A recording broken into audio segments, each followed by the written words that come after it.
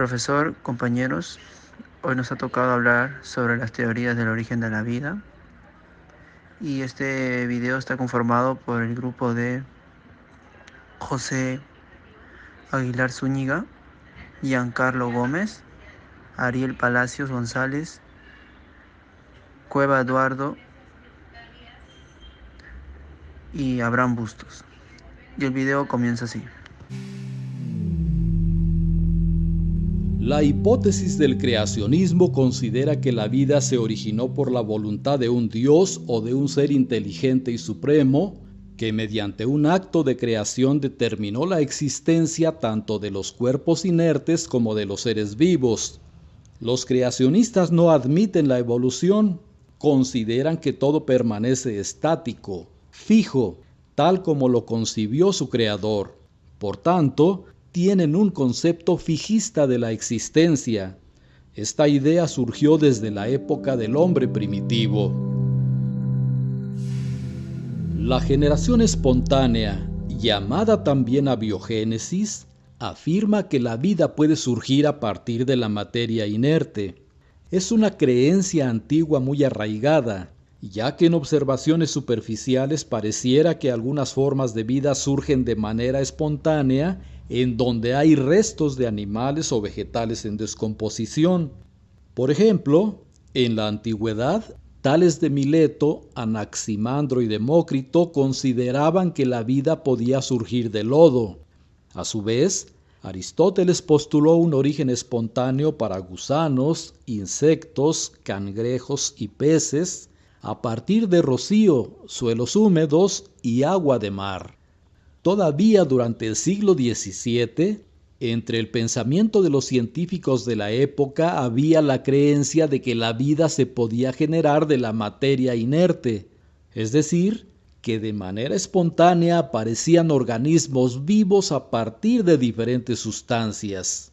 Por ejemplo, en 1620, Van Helmont afirmaba que si en una habitación húmeda y oscura se colocaba ropa impregnada de sudor junto con semillas de trigo en un recipiente de boca ancha, el olor penetraría a través de las cáscaras de trigo y después de 21 días las semillas se transformarían en ratones. En 1668, Redi cuestionó la teoría de la generación espontánea. En aquella época, entre las creencias generales se consideraba que, por ejemplo, los gusanos se formaban de la carne en descomposición, como parecía a simple vista.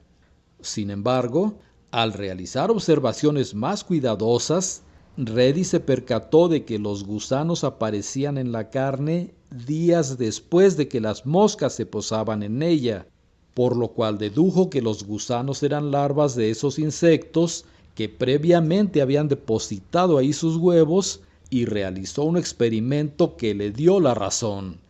Redi puso carne en 2 frascos.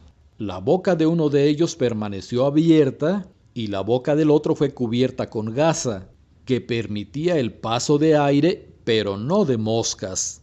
Días después, la carne del frasco desprotegido tenía gusanos, mientras que la carne del frasco protegido con gasa no los tenía. Además, sobre la gasa se encontraban huevecillos de las moscas que no pudieron atravesarla. Con este experimento, Redi demostró que los organismos inferiores como las larvas y los gusanos no surgían de los alimentos en descomposición, sino que otros organismos los llevaban hasta ahí. Redi concluyó que la vida se origina de vida preexistente, idea que se conoce como biogénesis. Los experimentos de Redi demostraron la falsedad de la generación espontánea, al menos en los animales visibles, pues a finales del siglo XVII se descubrió la vida minúscula con la invención del microscopio por Leeuwenhoek y su hallazgo fue utilizado como argumento a favor de la generación espontánea, aunque a nivel microscópico. Por ejemplo, en 1748, Needham preparó medios de cultivo y los sometió a ebullición breve con el propósito de esterilizarlos. Luego los colocó en frascos y los selló con tapones de corcho. Pasados unos días, observó que sus preparaciones contenían microbios y concluyó que su experimento era una prueba de la generación espontánea. Pero los experimentos son reproducibles. Y en 1765, Spallanzani repitió el experimento de Needham, con la diferencia de que hirvió durante más tiempo los medios de cultivo, los vació en varios frascos, usó corchos para tapar la mitad de ellos y selló herméticamente los demás. Pocos días después, Spallanzani observó que los microbios aparecieron solamente en los frascos tapados con corcho y presentó este experimento como prueba de que no hay generación espontánea. No obstante, la prueba fue rechazada, pues los abiogenistas señalaban que se había excluido el aire de los frascos sellados y afirmaban que este era vital para que hubiera generación espontánea, por lo que se les llamó vitalistas, mientras que los biogenistas sostenían que el aire era la fuente de contaminación y había que excluirlo. Corría ya el siglo XIX y no había una conclusión definitiva al respecto. Entonces, la Academia de Ciencias de Francia ofreció un premio en efectivo a quien demostrara la veracidad o la falsedad de la generación espontánea. Tal premio fue cobrado por Louis Pasteur en 1864. Pasteur diseñó matraces con cuello de cisne en los que vertió medio de cultivo, el cual fue esterilizado por ebullición. Al enfriarse los matraces, el aire podía entrar en estos. Sin embargo, los microorganismos quedaban atrapados en el cuello de cisne y no llegaban al medio de cultivo, que permanecía estéril por tiempo indefinido. Pero si el cuello de cisne se rompía, el medio de cultivo se llenaba de microbios rápidamente. El trabajo de Pasteur confirmó la teoría de la biogénesis. Sus matraces con cuello de cisne con el medio de cultivo del experimento original permanecen todavía estériles y se hallan en exhibición en el Instituto Pasteur de París. Con este experimento, Pasteur puso fin a la controversia y comprobó de manera irrefutable la falsedad de la generación espontánea. Pero eso no resolvió el origen de la vida, y la ciencia no tenía entonces una explicación al respecto. En 1908, Arrhenius propuso la teoría de la panspermia, en donde considera que la vida en la Tierra podría haber tenido un origen extraterrestre. Sugirió que la luz de las estrellas podía capturar esporas, las transportaba a través del espacio y así habían llegado a la Tierra, en donde evolucionaron.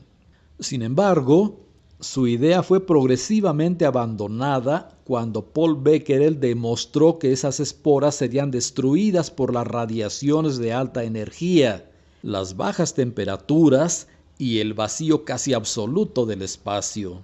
No obstante, en la década de 1960, el análisis químico de un meteorito apoyó una variante de esa misma teoría, la litopanspermia, según la cual la vida podría haber viajado protegida en el interior de meteoritos y llegado a nuestro planeta desde el espacio.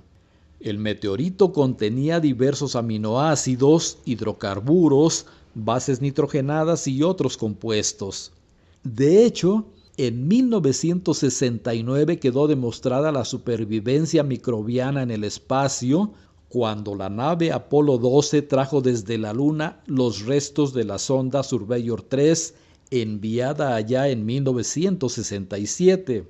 La sonda contenía colonias de bacterias que habían sobrevivido al viaje de ida y regreso, recurriendo a piezas de caucho como fuente de energía. Sin embargo, la panspermia no resuelve el origen de la vida, solamente lo traslada fuera del planeta.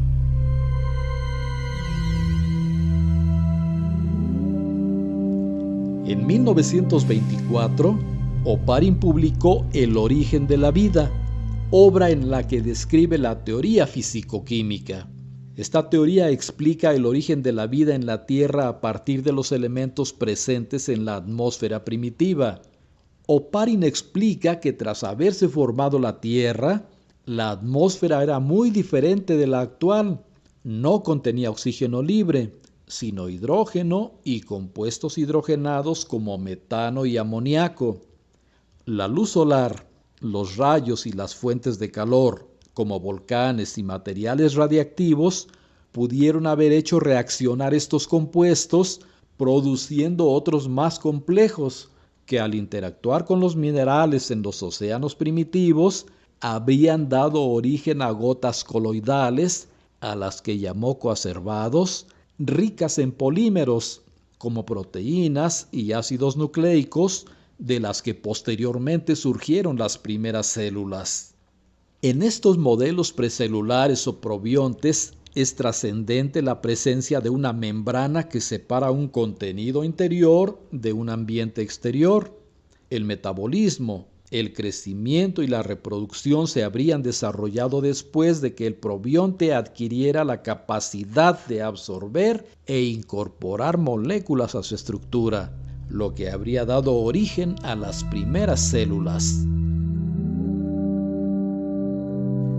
En 1953, Miller dio apoyo experimental a la idea de Oparin. Hizo pasar vapor de agua a través de una cámara de cristal que contenía una mezcla de los gases hidrógeno, metano y amoníaco y sometió la mezcla a descargas eléctricas. Un día fue suficiente para sintetizar aminoácidos y una semana después ya se habían formado alcoholes, aldehídos, cetonas, urea, formol, azúcares, lípidos y otras moléculas complejas. Con este experimento se pone en claro que la materia inorgánica pudo originar materia orgánica y a partir de esta conformar las primeras células. Muchos investigadores han replicado y modificado este experimento. Por ejemplo, Ponamperuma simuló tanto la atmósfera como la hidrosfera primitivas y obtuvo un producto que denominó sopa primitiva. Una conclusión general es que el uso de casi cualquier fuente de energía, sea luz, electricidad, polvo volcánico caliente o alguna otra, ha transformado las moléculas sencillas en diversas moléculas complejas. Más aún, Sidney Fox y sus colaboradores lograron producir microesferas capaces de efectuar reacciones metabólicas, crecer y dividirse. Estas microesferas también se consideran como modelos precursores plausibles de las primeras células.